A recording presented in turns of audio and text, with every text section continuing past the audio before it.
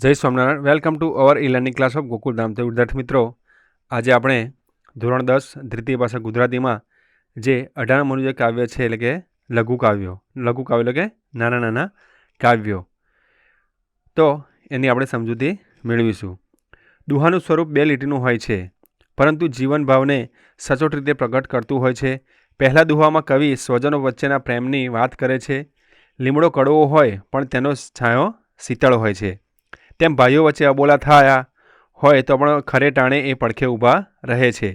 બીજા દુહામાં કહ્યું છે કે ઘડો પૂરેપૂરો ભરેલો હોય તે છલકાતો નથી, અધૂરો જ છલકાય છે. તેમજ તે પૂર્ણતા પામ્યો હોય છે, તે ફૂલાતો નથી, ઘમંડ કરતો નથી.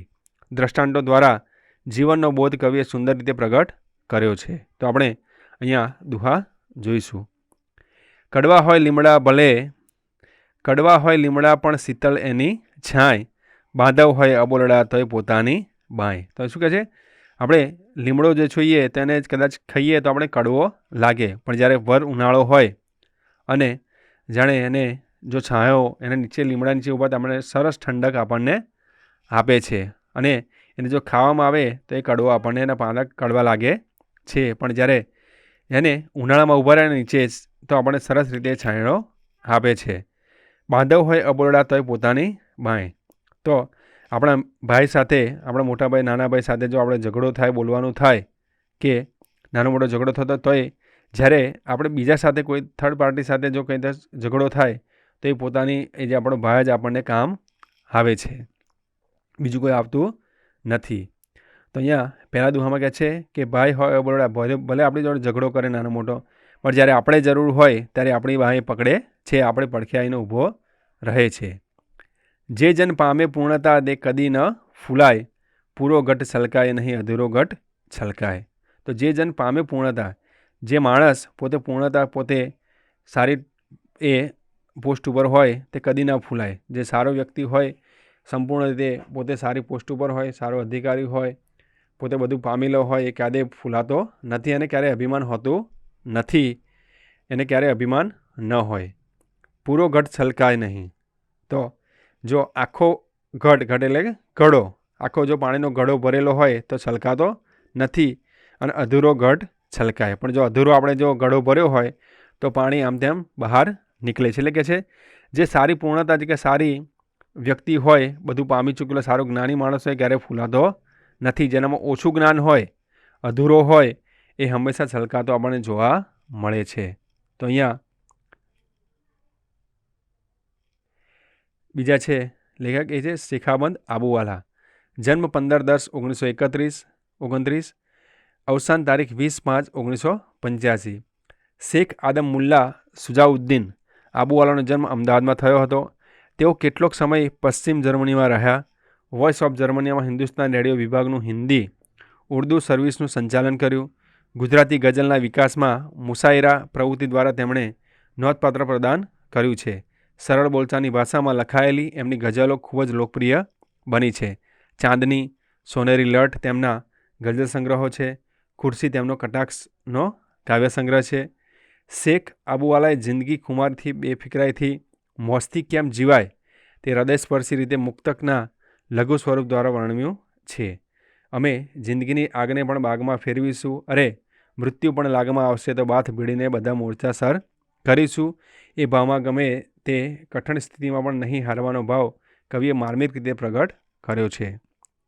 તો અહીંયા વિદ્યાર્થી મિત્રો, શેખામદ આબુવાલાએ સરસ રીતે આપણે મુક્તક આપણની સમક્ષ રજૂ કર્યું છે, અને એમાં સરસ વાત કરી છે કે અમને નાખો જિંદગીની આગમાં, આગને પણ ફેરવી નાખીશું બાગમાં, સર કરીશું આખરે સૌ મોરચા, મોતને પણ આવા દો લાગમાં. તો કે છે જો આપણામાં પોતે સારી હિંમત હોય, આપણામાં એ આત્મવિશ્વાસ વધુ હોય, તો આપણી ગમે તે તકલીફો આવે કે અમને નાખો જિંદગીની આગમાં, કોઈ બી પરિસ્થિતિમાં અમને નાખો કે છે, પણ એને બાગમાં ફેરવી નાખીશું કે છે અમે. તો શું કહે છે? કોઈ પણ પરિસ્થિતિ હોય તો એને સરસ રીતે અમે કે છે એ સારી મોજમાં કે ફેરવી નાખ્યું છે, કે પાછા પડીશું નહીં, પણ એ આત્મવિશ્વાસ હોવો જોઈએ. પછી મારાથી નહીં થાય, હું શું કરીશ, એવું જો આપણે વિચારીએ તો ગમે તેટલું સરળ કામ હોય તો પણ આપણે એ તકલીફવાળું, એ વધારે એ મુશ્કેલવાળું કામ લાગે છે. પણ જો આપણે એવું વિચારીએ માનસિક રીતે કે ના, ગમે તેવી મુશ્કેલી હશે તો કામ પૂર્ણ કરીશ તો સરસ રીતે એ કામ પૂર્ણ થાય છે. એટલે કે છે નાખો જિંદગીની આગમાં આગને પણ ફેરવી નાખીશું બાગમાં. એટલે ગમે તેટલી મુશ્કેલીઓ હોય પણ એ સરસ રીતે અમે સર કરીશું આખરે સૌ મોરચા મોતને પણ આવવા દો લાગમાં. એટલે અમે ગમે તેટલું તકલીફ પડશે, દુઃખ પડશે, પણ હિંમત હારીશું નહીં અને આગળ ને આગળ વધીશું. અને હમણાં જે અમારી ઈચ્છા જે છે, જે અમારા સપના છે, એ બધા સરસ રીતે પૂર્ણ કરીશું. અને ગમે તેવી તકલીફો આવશે એને અમે એ સરસ રીતે બાગમાં, એટલે કે તકલીફોને અમે સરસ રીતે એ મોજમાં ફેરવી નાખીશું. તો સરસ રીતે મુક્તક અહીંયા રજૂ કરવામાં આવ્યું છે. અને આપણે પણ સરસ રીતે આપણે જિંદગીમાં ગમે તેટલી મુશ્કેલી આવે તો પણ એને પાર કરવાની વાત અહીંયા કરવામાં આવી છે. ક્યારેય હિંમત હારવી નહીં.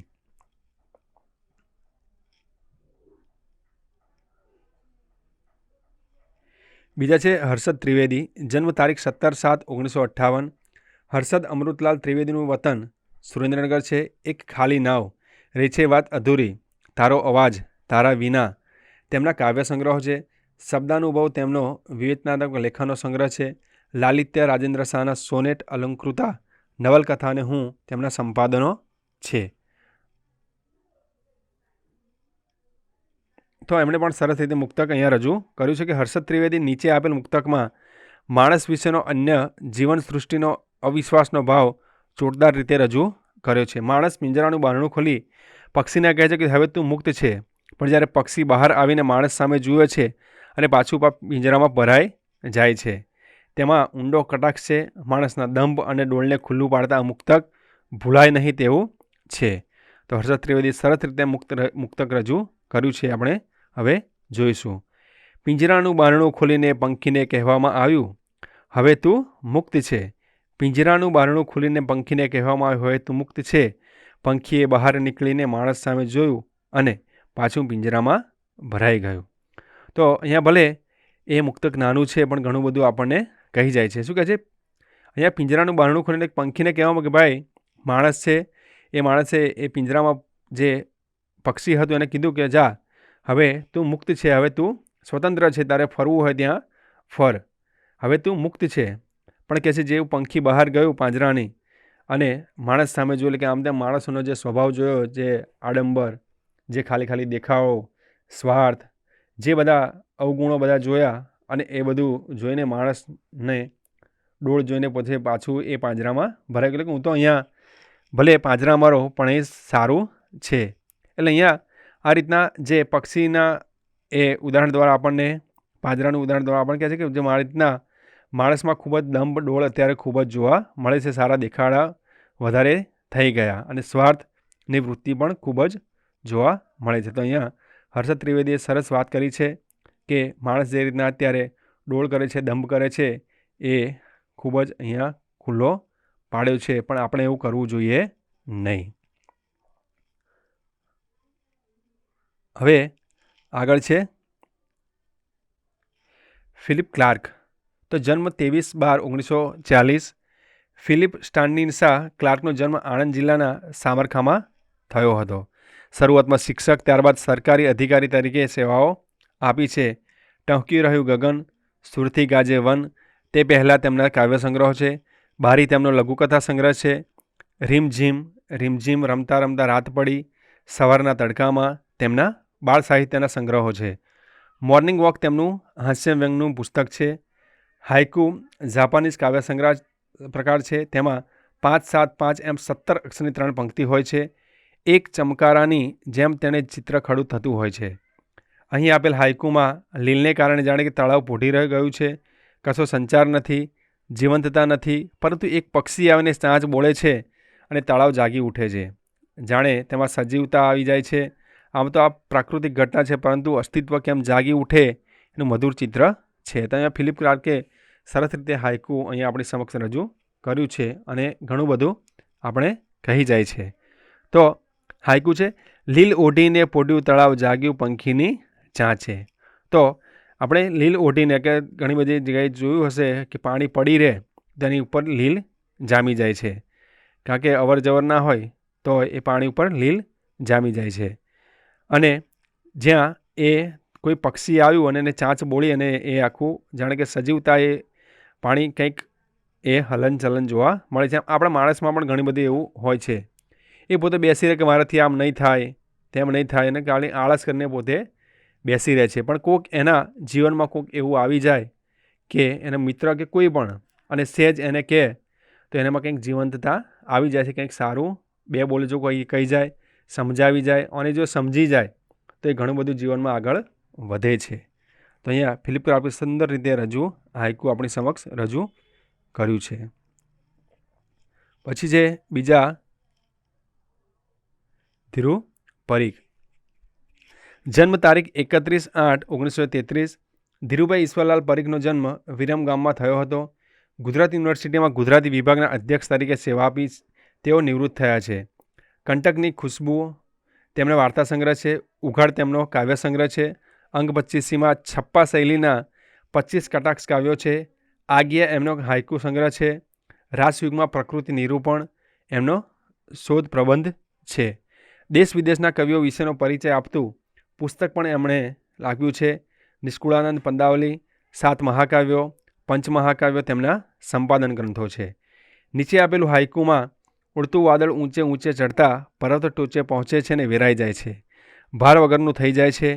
આપણે જેટલા ઊંચા જઈએ એટલા હળવા થતા જવાનું છે. હળવાશના આનંદનું આ ચિત્ર સ્મરણ રીતે રહી જાય તેવું છે. તો ધીરુ પરીખે પણ સરસ રીતે આપણી સમક્ષ એ હાઇકુ રજૂ કર્યું છે. તો હાઇકુ જોઈએ. પર્વત ટોચે પહોંચ્યું વાદળ અને સ્વયં ગયું વેરાય. તો શું કહે છે? જેમ જેમ માણસ જેમ ઊંચી પદવી પ્રાપ્ત કરતો જાય, સારી પોસ્ટ ઉપર જતો જાય, એમ પોતે હળવાશ અનુભવતો હોય છે. પણ ઘણા માણસો આપણે જોઈએ કે જેમ જેમ આગળ જતા જેમ એમાં કંઈ જોયું ના હોય ને કંઈક એકદમ આવી જાય કશું, તો એ અભિમાનમાં આવી જાય છે. પણ જે જ્ઞાની હોય, પોતે સમજવું હોય અને સારી પોસ્ટ ઉપર જાય, સારી પ્રગતિ કરે, એમ પોતે એ હળવા થતા જાય છે. એનામાં જે પણ કંઈ અભિમાન આવતું નથી. એમ સરસ રીતે અહીંયા આ પર્વત અને વાદળ અને વેરાઈ જવું ને સરસ રીતે ઉદાહરણ આપીને આપણે માણસ વિશેનું કહ્યું છે કે જેમ માણસ આગળ જતો જાય, પ્રગતિ કરતો જાય, એને પણ હળવું થતું જવું જોઈએ, અભિમાન આવવું જોઈએ નહીં. તો અહીંયા સરસ રીતે આ આપણે દુહા, હાઇકુ અને મુક્તક જોયા, અને ઘણું બધું એમાંથી આપણે ભલે નાના હોય લઘુ કાવ્યો, પણ ઘણું બધું આપણને કહી જતા હોય છે. તો અહીં વિદ્યાર્થી મિત્રો આજે લઘુ કાવ્યો છે અહીંયા આપણે પૂર્ણ કરીએ છીએ. Thank you.